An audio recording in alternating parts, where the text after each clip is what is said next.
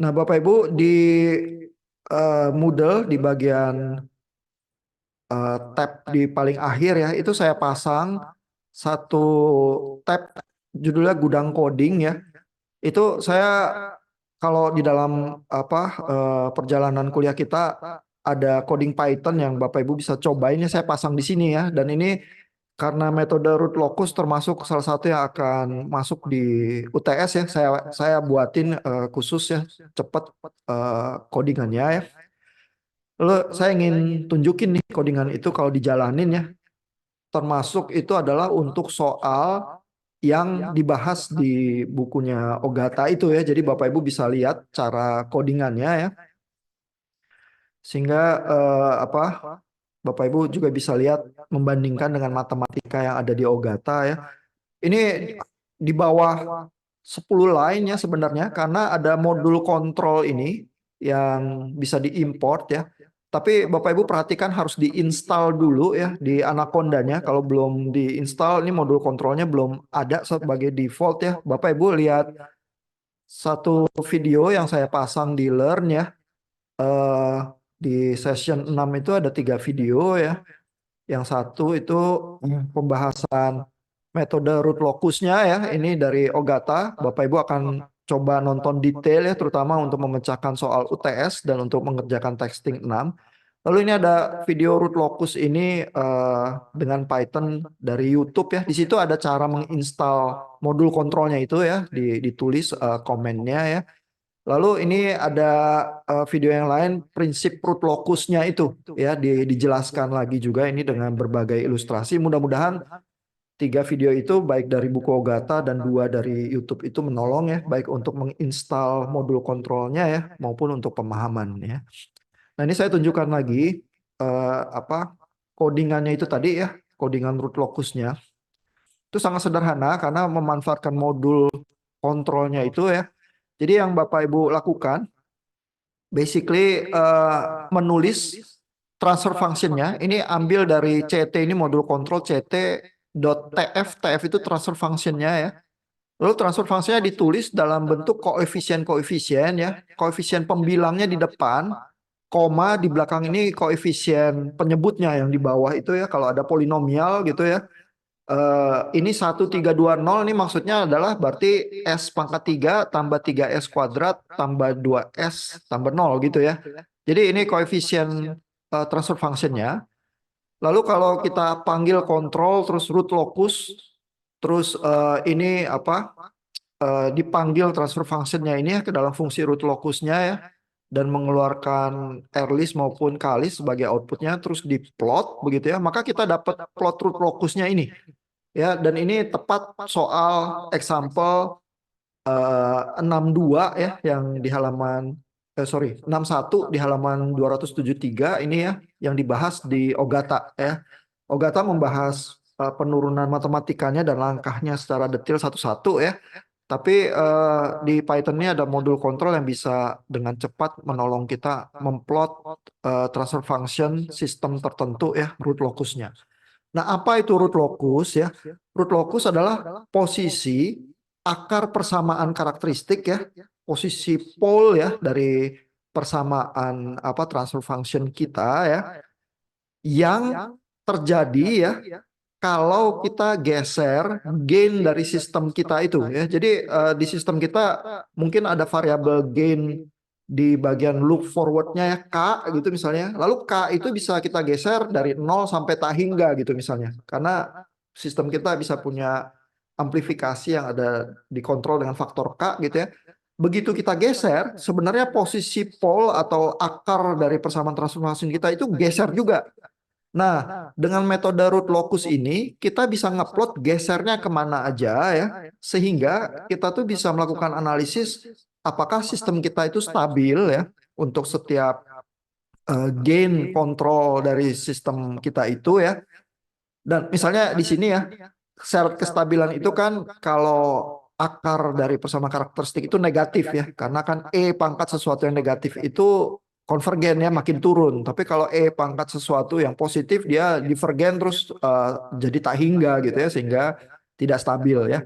Nah, sehingga di sini ya kalau kita lihat lebih kecil dari 0 ini posisi-posisi akar itu cenderung stabil ya.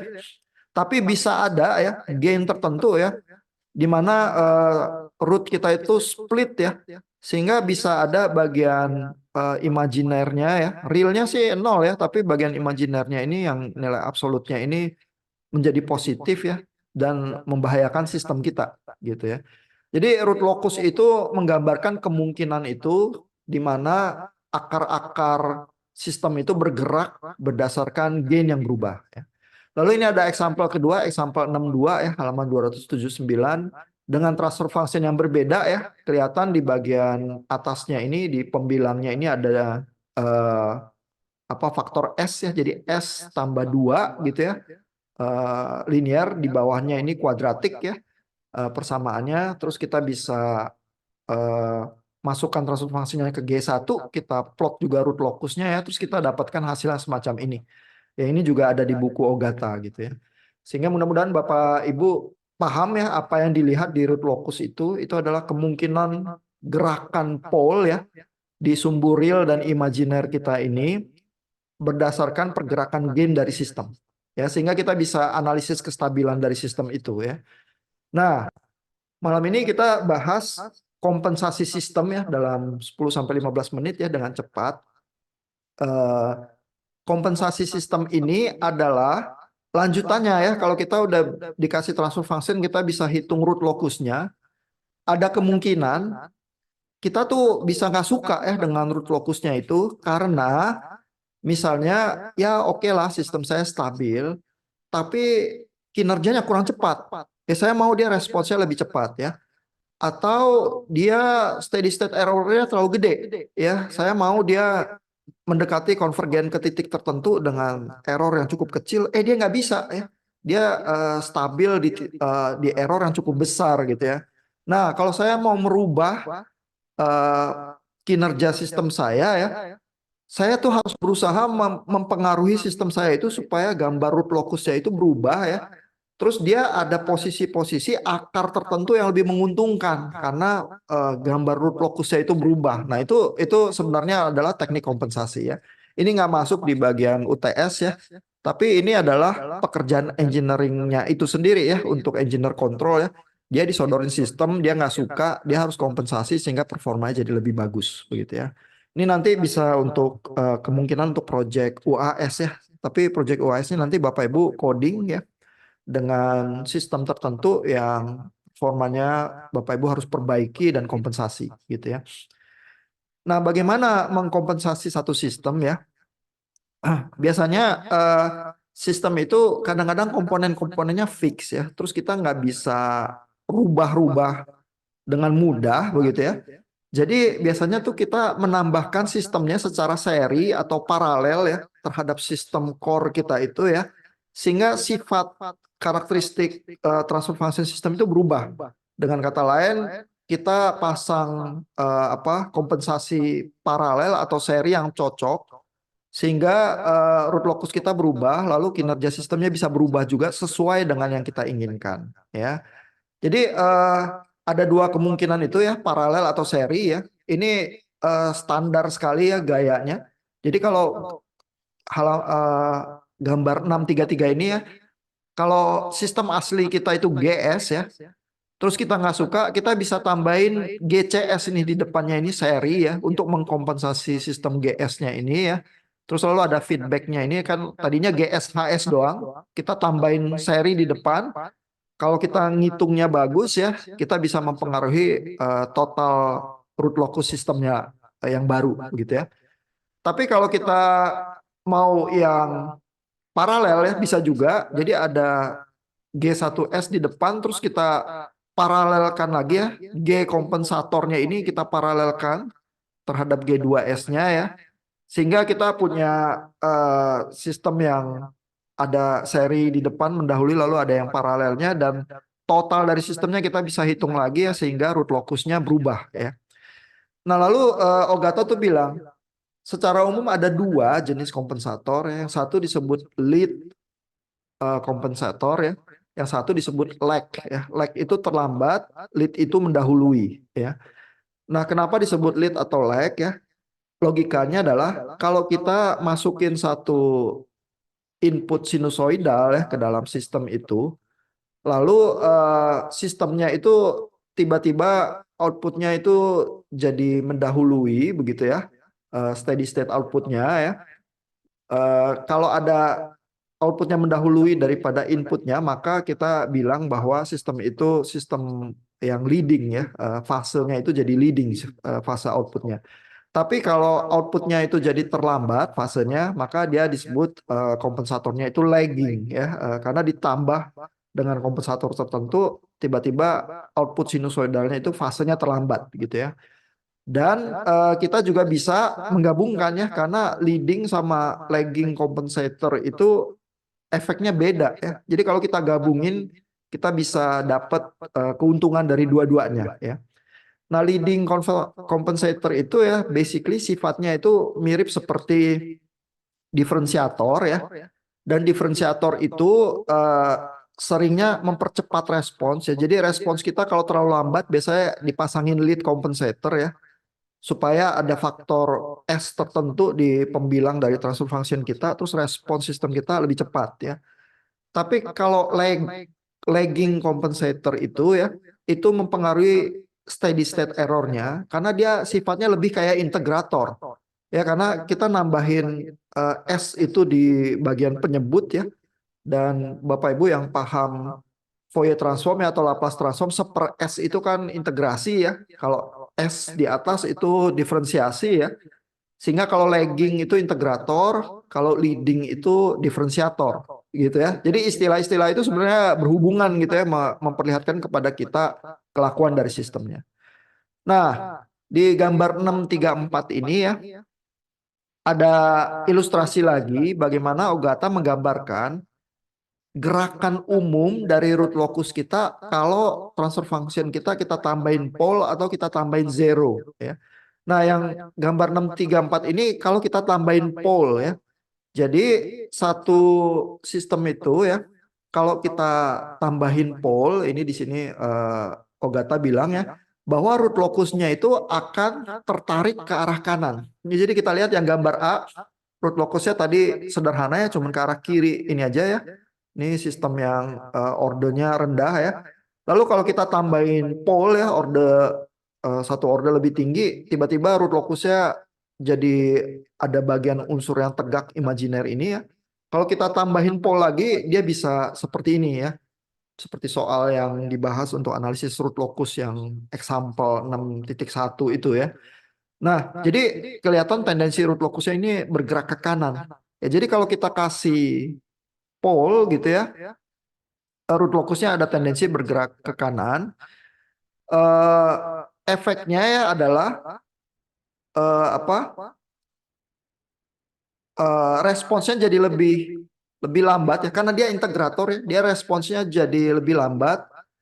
Terus relatif stability-nya juga lebih kecil gitu ya. Cuman integrator itu untungnya nanti steady state error-nya bisa turun ya. Nah, kalau kita tambahin zeros ya, kalau kita tambahin zeros itu artinya di pembilangnya itu order S-nya itu tambah ya.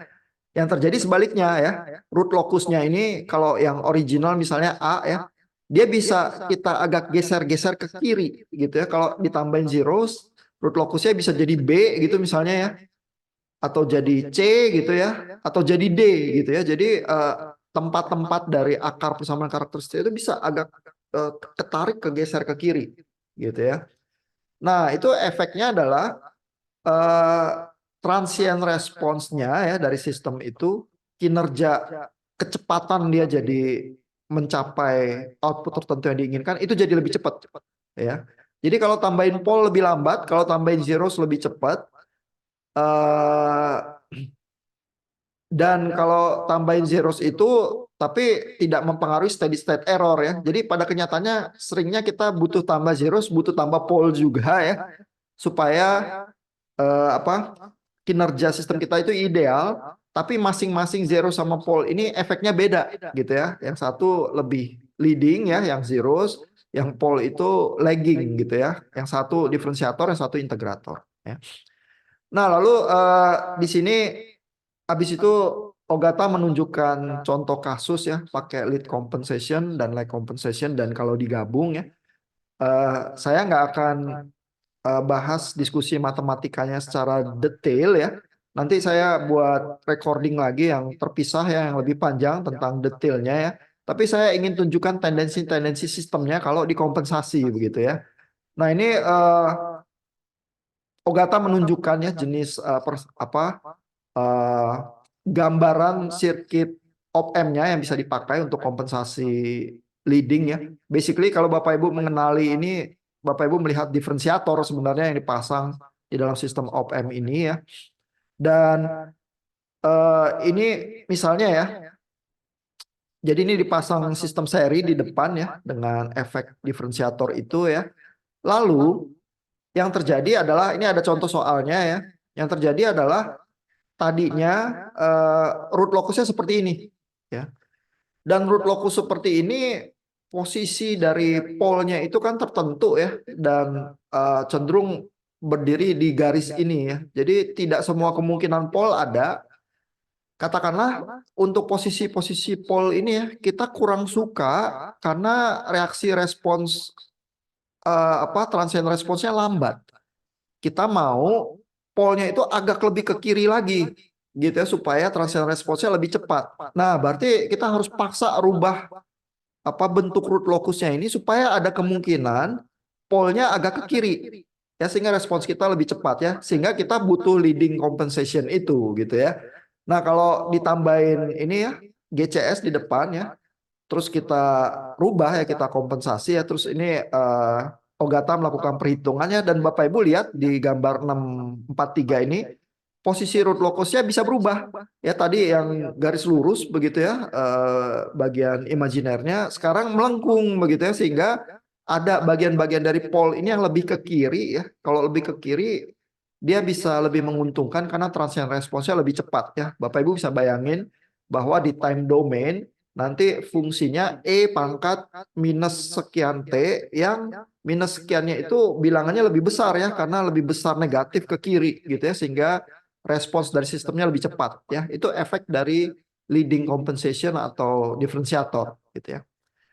Nah, kalau Bapak Ibu perhatikan respons time-nya ya seperti ini ya.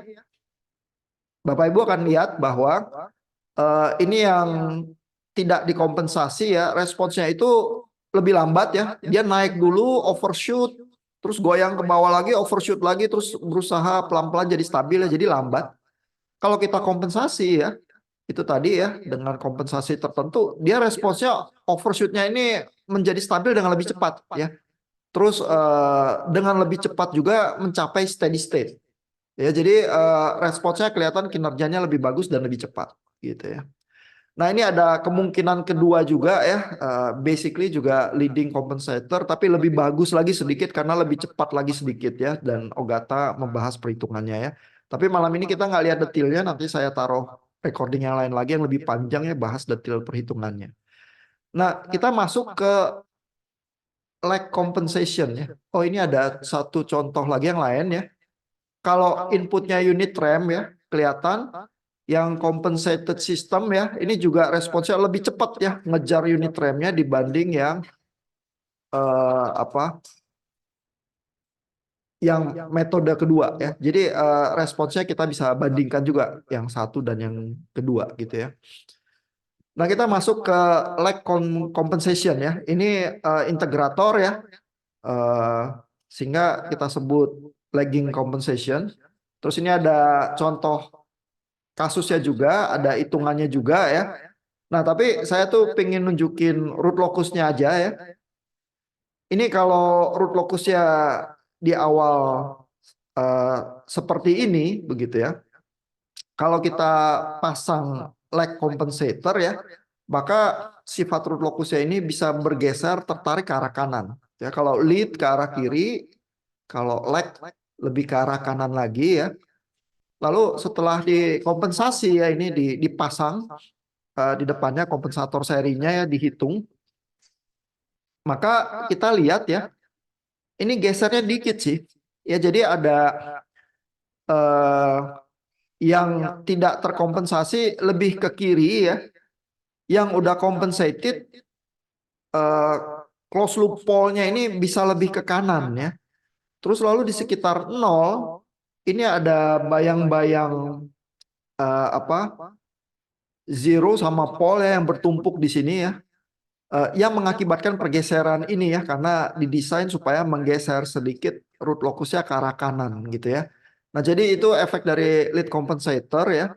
Lalu efek terhadap response time domainnya ini seperti ini ya.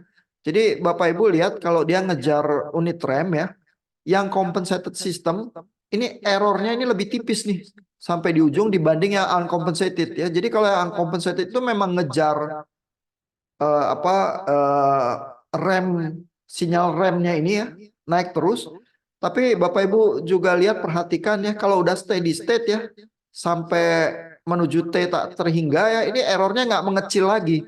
Ya sedangkan kalau kita kompensasi, kita geser sedikit ya polnya ke arah kanan gitu ya. Tahu-tahu dia error steady state-nya lebih kecil ya, antara sinyal rem ini dan sinyal sistem yang udah terkompensasi ini errornya kelihatan lebih kecil gitu ya. Jadi efek dari lag compensator ini adalah memperkecil steady state error ya. Nah, ini juga kita bisa lihat ya kalau apa unit step response ya, yang compensated system ini nanti errornya di ujung tuh lebih kecil ya daripada yang uncompensated gitu ya. Nah, kita bisa gabungkan ya lag dan lead compensation itu ya, karena yang lead compensation itu diferensiator, dia cenderungnya bergeraknya di frekuensi tinggi, yang integrator yang lagging compensation itu dia efeknya di sinyal-sinyal frekuensi rendah gitu ya. Jadi bisa saling melengkapi sebenarnya gitu ya. Lalu ini ada logikanya, sebenarnya diulang-ulang terus ya supaya kita hafal dan apa mendarah daging ya, bahwa lead compensation itu basically mempercepat respon sistem ya, meningkatkan stabilitas ya, karena responsnya lebih cepat ya ke arah yang stabil, yang konvergen ya. Kalau lag compensation itu meningkatkan akurasi steady state ya, jadi error di tahingga itu mau diperkecil ya. Kalau kita butuh improvement baik di transient response ya, kecepatan sistem, maupun steady state response, error steady state-nya itu kita harus gabungkan ya antara lead sama lag itu begitu ya. Nah, lalu ini nanti ada contoh soalnya juga ya, lead sama lag. Jadi ada yang integrator, ada yang diferensiator gitu ya. Eh, lalu Ogata juga memperlihatkan matematikanya ya. Saya ingin tunjukkan ini ya, root locusnya ya yang berubah ya. Ini yang setelah dikompensasi ya. Lalu terutama di dekat titik nol di sini juga ada perubahan ya, diperinci di sini. Tapi terus nanti terlihat ya respons dari sistemnya ya. Kalau tidak dikompensasi dia seperti ini itu tadi ya, lambat, overshoot, terus errornya besar ya di Taingga. Kalau kita pakai lead dan lag gitu ya secara bersamaan, kompensasinya kelihatan responsnya lebih cepat ya. Ini efek dari leading compensation. Lalu habis itu error steady state-nya ini cenderung kecil ya, dan cenderung apa cepat ya masuk ke steady state juga gitu ya. Jadi keuntungan dari leading compensator dan lagging compensatornya secara bersamaan kita dapatkan ya, terpenuhi begitu ya. Dan ini sebenarnya juga logika dari PID ya, proportional integrator dan derivative control gitu ya. Karena leading sama lagging itu yang satu berurusan dengan diferensiator, satu juga berurusan dengan integrator ya. Jadi sebenarnya logika-logika PID ini udah jalan ya. Dengan kata lain, kalau kita cuman punya proporsional ya, cuman punya gain aja ya, kita gedein atau kecilin inputnya ya, stabilitas sistem itu dan apa tingkat responsnya kadang-kadang tidak bisa sampai ke level yang kita inginkan. Yang kita inginkan itu respons cepat, error kecil, gitu ya. Nah, kalau kita modalnya cuman gain, cuman proporsional, kita jadi harus makan respons lambat ya. Atau kalau responsnya lebih cepat, nanti steady state errornya besar gitu ya. Jadi kita tuh basically seringnya butuh tiga-tiganya tuh. proporsional, integrator, dan derivatif ya. Dengan kata lain, sistem kita nggak bagus, kita kasih leading compensator, terus kita kasih lagging compensator sehingga kinerja sistem kita itu masuk ke kriteria desain yang kita inginkan. Gitu, ya.